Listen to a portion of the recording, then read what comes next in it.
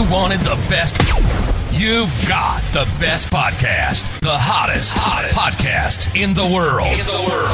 The Chris Voss Show, the preeminent podcast with guests so smart you may experience serious brain bleed. The CEOs, authors, thought leaders, visionaries, and motivators. Get ready. Strap yourself in. Keep your hands, arms, and legs inside the vehicle at all times, because you're about to go on a monster education roller coaster with your brain. Now, here's your host, Chris Voss. I'm Chris Voss here from the equestrian.com. Oh, when the Sure Lady sings it, that makes it official. Welcome to the big show. My family and friends, as always, the Chris Voss Show is a family that loves you, but doesn't loan you money. So please stop asking, maybe we need to start a whole Chris Voss Show loan division. Maybe, is that what needs to happen? Maybe we need one of those check loan places that's on your local corner there that offers interest rates of 10,000% or something like that. I've heard they're not all that good for you. Anyway, I guess we're losing some sponsors of check loan places at this pace. Anyway, go to goodreads.com/Chris Voss, linkedin.com/Chris Voss, Chris Voss one of the TikTok, and Chris Voss, Facebook.com. You can find all of our groups there and the Chris Voss Show and everything we do on Facebook. We're kind of like, I think we have like 5 or 6 properties on that silly site. Opinions expressed by guests on the podcast are solely their own and do not necessarily reflect the opinions of the host or the Chris Voss Show. Some guests of the show may be advertising on the podcast, but it is not an endorsement or review of any kind. Anyway, guys, we have an amazing young man on the show with us today. We're going to be talking about his insights of starting a business, being an entrepreneur, and everything else that went into some of the technology he's building that's pretty darned amazing, and we'll get into it. Today we have Andy Ide on the show with us today. He has created software that is called Horserecords.info, and so we're going to get into it. Welcome to the show. How are you, Andy? Oh, g'day, Chris. I'm good. Hello to all your listeners. Hello and welcome. It sounds like you're coming to us from Australia down there. Yes. So if I sound quite far away, it's because I am actually on the other side of the world, based in the southern part of Australia in the middle. We love Australia. Australians are always nice, wonderful people, and I guess they have to be since they live in this dangerous world of animals that everything on the island tries to kill them. That's true. That's good true. for you for surviving. You're a software engineer, yes. And you married into a horse family. Oh, yes. That's kind of interesting. That sounds like being Catholic and marrying into the Protestants. I don't know what that means. Yeah, basically. Yeah, my mother-in-law was the first to start Australian stock horse stud in South Australia, which is my state. In the 60s. So it's the oldest stock horse stud in South Australia, and one of the oldest in Australia, actually. I'm a city boy. I was wide-eyed and I fell in love with a horse girl, and at the marriage, wedding, everyone was giggling, but I never found out why until after. That's an expensive trade, being in the horse trade. That's it's just, you probably end up married to her because you were horsing around. We're gonna do the horse jokes on the show here today. So basically, I guess, tell us the story. One day your wife was dissatisfied with storing records and notebooks and whiteboards, and they were degrading, and it was a real problem. And you're like, hey, I've got some skills. Yeah, that's exactly what happens. My wife, Kim, she's quite bright, but people would call her up and ask her about a horse she bred 15 years ago. Wow. And, how was he to break in? And even though my wife's memory is like a steel trap, 15 years, it's a long time. Yeah. And, of course, you keep everything in a notebook, but the notebooks degrade over time and, you got to file them. Do you remember where a notebook from 20 years ago is? No. Whiteboards are just a snapshot. People who rely on their memory is great, but our memory isn't as good as it used to be. So she got me to code something that could be used online, and I built that for our stud. So a stud is like a farm, like a group of horses. So I built that for our stud, worked really well. And then Kim said, why don't you let other horse people use this? So I took the knowledge from the one stud and spread it out and allowed, everyone to use it, all breeds and all disciplines. Yeah, why keep it to yourself there, eh? And so you help give her a software resolution to what she's doing. Now, was it the first business you'd ever started before, or? No, it's not. No, I originally started in banking and call centres. Oh, really? And doing the stats and recording call wait times and stuff like that. And then I moved into my own web development business. And that went pretty well until the GFC in 2008. And I woke up one day and I had no emails. I had no work come in. And it had just been a case of everyone just decided they could push budgets for websites out a few years, and I had to go back and work for the man. But then I worked salaried positions, and then Horse Records came along and it achieved success. So, yeah, that's my main focus these days. And so how long have you been doing this now with the software? Yes, we launched in May 2021. Wow. Yeah, COVID was 2020, so I was able to get a few things done. I wanted to launch in 2020, but that didn't happen. But May 21, so what, 3.5 years now. So that's, it's growing quite well. Yeah. Well, you know, the horse business, I mean, it's probably one of those businesses that needs to get disrupted or interrupted with whatchamacallit, so that you can record the stuff and yada yada yada, right? And you need that information. It's like when you sell a horse, if you can provide all the information, you know, from foaling, when it was weaned, whether it was gelded, you know, all its health things, like, oh, it had an injury on its hock. That's why it's got that scar there, but it hasn't affected it. Here's everything we did with it. Here's its vaccination status and, you know, its worming status, and it's been to a dentist and all of that. Yeah. Oh, and by the way, here's its performance and all the training we did with it. It's like when you buy a car, getting the full service history makes it more valuable. It's a Carfax for horses. It basically, it's like, okay, I can trust this owner who's selling it because, you know, I can see the horse has been regularly, you know, its tetanus is up to date and it's been wormed, and, you know, it's always had, you know, this body temperature, and, you know, so I know that if the temperature goes up or down, then something's happening with the animal. Yeah, because like humans, some horses, for example, run hot, have a higher temperature.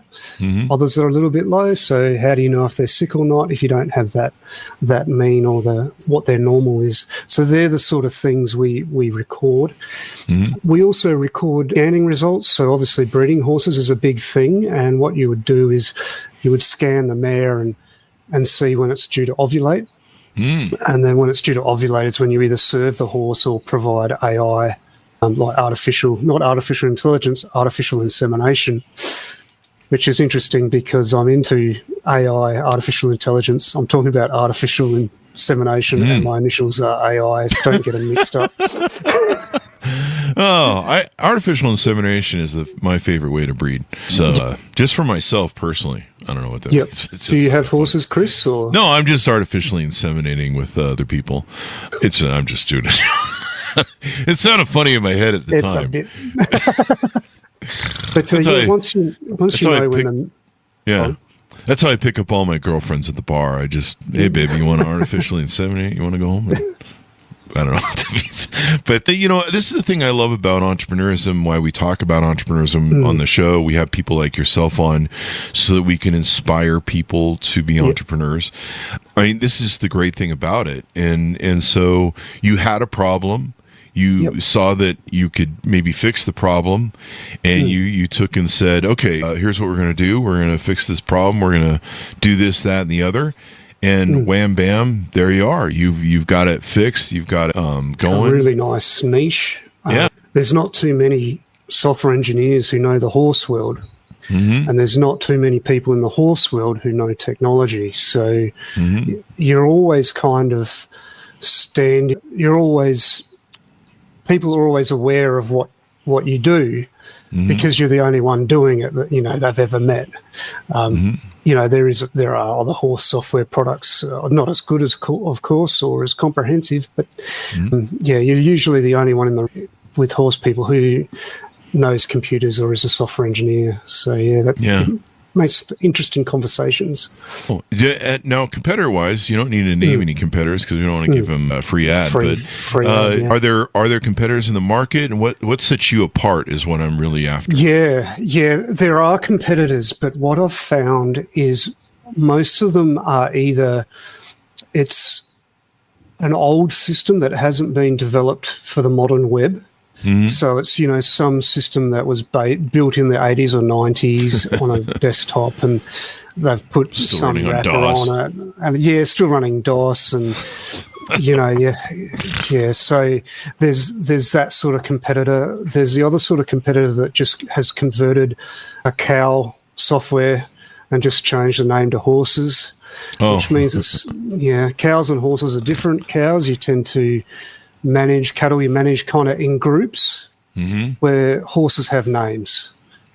So every horse is its own little thing. You don't say, okay, this paddock of these 100 horses are doing this. It's all one-on-one. And the other thing is most other software is really specialized, where mine is more general and more customizable. So the other software, they say, right, this is what we've chosen for you to record. Where I say what an Aussie with an Australian workhorse does might be different to what a cowboy in Texas does, or a dressage rider in Europe. So what I've allowed it is to be customized. You can create event types that you want. So, for example, if you have a horse go to a chiropractor, you can create the chiropractic event and add that. Some people give horses massages, so you would have a massage event. Now, someone else might not do that, so they won't have that event. If the different disciplines do different things, so racing, you might have water treadmills and treadmill work. Dressage, you're just doing it in the arena there. Endurance, which are like the marathon runners of the horse world, so they're the movie Hidalgo, this huge endurance race with horses. They have different requirements as well. So because you can customize your event types and customize, say, the type of training that you're recording, it means that the system becomes what you want. It's not what I'm telling you should do. I give some standard, there's standard events everybody has, like gelding, feeding, that sort of thing, veterinary, but you can add whatever you want. And I think that's what makes us so much different than any other software. And plus, if a new competitor comes on and says, but we do this really specific part of the horse world, I can go, you just customize it to do that, which is exactly what happened with our mare scan tool, the breeding side of things. Someone said there's this software we pay thousands a month for that allows us to record the results of an veterinary scan. And I said, well, I'll put that in. So I coded that up. So then, they've saved thousands a month because they don't have to buy that software anymore. They just use mine, which they're already paying for. So, so a new competitor comes on because it's customizable, all handled. So I don't really even bother thinking about competitors too much because why do I need to? Someone wants something, I just code it up. Yeah, just code it up. Just code it up. Get her done. It's good. Get her done. Tell us about your journey through life. What made you first become an entrepreneur? What were some of your influences? And what were some of the other things that drove you into, learning to write code and software? Yeah, many years ago, a couple of decades ago, I'm older than I look. I do have grey hair, Chris. You and me, buddy. I didn't have grey hair before horses. Now I do. I did a project for a client, and at the time I got paid pretty well. I got, I think, 10 grand for it. And, I'd spent 3 months, almost every day coding this project for this client. So this was in the early 2000s. And I got 10 grand. I thought, wow, that's great. And he immediately, in the first month, he on-sold that and made 15 grand. Wow. And then 15 grand every month after that.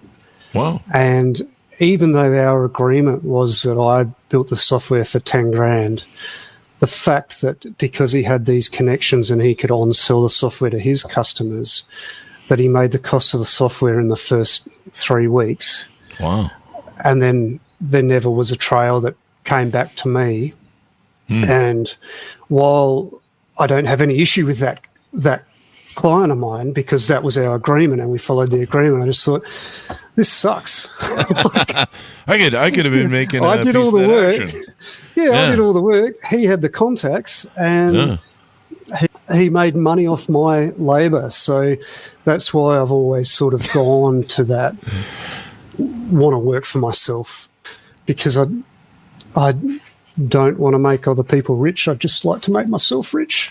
Oh, I see how. That's basically that simple, mate.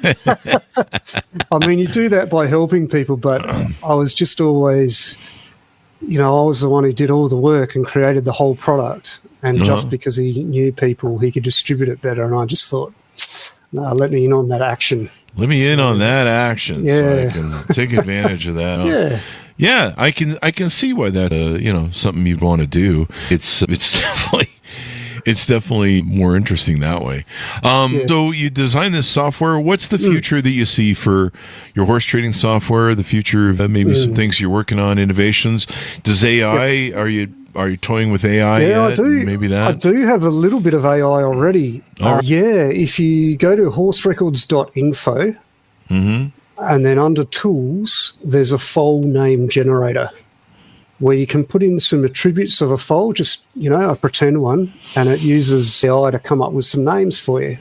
Oh, wow. So it does normal name, like single name names, which are typical for, quarter horses and stuff like that. And then you've got the double names, which are more racehorsey type names. And the idea is it gives you inspiration on what to name your foal. And that's my most visited page on my website. The highest SEO ranked page is a little tool I created one day, thinking, that'd be cool just to be able to come up with a name for your foal. And now it's the biggest page on my site. Not my front page, not my testimonials page. No, it's the foal name generator. You never know when these little tools sort of hit a sweet spot. Sounds awesome. And you've got people using it all over the world. Yes. It's something people can use in America here and other countries. I act like I'm an American, so I act like this country is the only one. It's the only country. Typical. So one of my first clients was Texas. First day of launch, one of the first customers was from Texas. I've certainly got people in Texas and California that I know of. Most of my clients are in Australia, but I am expanding to Europe and America, trying to get a bit of a foothold into Argentina because they've got a very strong polo there. But it's mainly English-speaking countries, Chris. So that's where we're at the moment. Yeah, that is awesome, man. That is freaking awesome, dude. And because it's Australian dollars, it's very cheap for Americans. So, really? So cheap for Americans? Yeah, 60 our base plan for 7 horses is $12 a month, which is about, I don't know, $7 or $8 American. Oh, wow. So, very, very cost effective if you've got horses, and you can try, you join and you get a horse for free, so you can log on and have a look and, add your events, see if it works for you, and then you can upgrade your plan and look at your other, so you can test horses. it. Yeah, test it out, mate. Test it first to see if it works and all that good stuff. Yeah, awesome. Our big horsome hairy goal is to basically, I took it a bit from Google back in the early days, but I want to organise all the world's horse information. I would love all the horse information to be in one place, because then there's that, you can then go the real ethical looking after animals route, and just doing your best to bring it all together, so when you sell a horse you know exactly what's happened to it.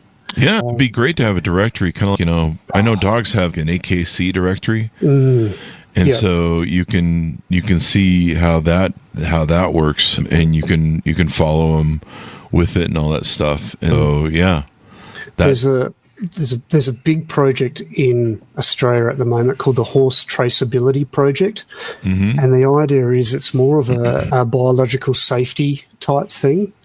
So if a disease gets, like equine influenza, which is like the flu for horses, but it stuffs them, it can kill them. Oh, really? Yeah, we had a case of that a few years back, like a decade ago. It came into the country, didn't get quarantined properly. Racing industry shut down for several months while they try to contain it. The horse traceability tool is, I would love every horse to be in horse records, and people just register the paddock where they're located. So if there's ever a breakout of a disease, we can go, okay, all the horses within this radius, we can contact them immediately and say to the owners and say, hey guys, there's a breakout, you need to do this. At the moment, we don't have that. We just rely on news reports and stuff, but it would be cool to just be able to contact people directly. So that project's still in place, and I think it's still coming. I think America could do something like anywhere there's horses, it's good to know where they are, where they're concentrated, so if there's any disease outbreak, we can do something about it a lot more efficiently. Yeah, so that would be cool. Yeah, also, most definitely. Yeah. The reason I chose a SaaS business model is just from a business point of view, it's recurring income every month. You don't sort of hit December, January, and don't get paid, and that keeps you just developing and being able to pay for your developers over time. So that's why I picked SaaS. Yeah. So yeah, SaaS software. We have a lot of people that come on and build SaaS software. Software as a service. Yeah, software as a service. Yeah, so you subscribe, pay a monthly amount, or you can pay annually and usually get a bit of a discount, and then you know that the company is always making money, so that they can continually improve and always be upgrading what they're doing over time. Yeah. That's good to have. This has been very insightful. You start your own company, you solve your own problems. This is why we like talking about entrepreneurism, is because people usually start out trying to solve a problem they have personally, and then they realize that, hey, we could share this and help other people. And then, usually sometimes that transcends to worldwide distribution or other things. But I mean, it's such the great beauty of entrepreneurism, and hopefully it gives people in the audience a lot of ideas, building their own companies, maybe their own venues. Maybe there's something how to stir your coffee better. There's a million different ways that things need to be innovated. And this sounds like something too that's, this is something Silicon Valley is always going on about with their words like disrupt. We need to disrupt, this thing. And there's a lot of still old world technologies that are being used. Like your wife was using a whiteboard to record all this stuff. That's right. I can't imagine. Any stable you walk into, there's a whiteboard. Yeah. And if anybody accidentally wipes it off, or a horse comes up and wipes it off with his tail, you're kind of screwed. One piece of advice I can give to people who are wanting to perhaps code something, if they see that there's something else that does the same thing, so what? Just code your own. There's in almost any area, there's always competition, but sometimes just you doing it is enough. You don't need the whole pie. You can just have a nice portion of it.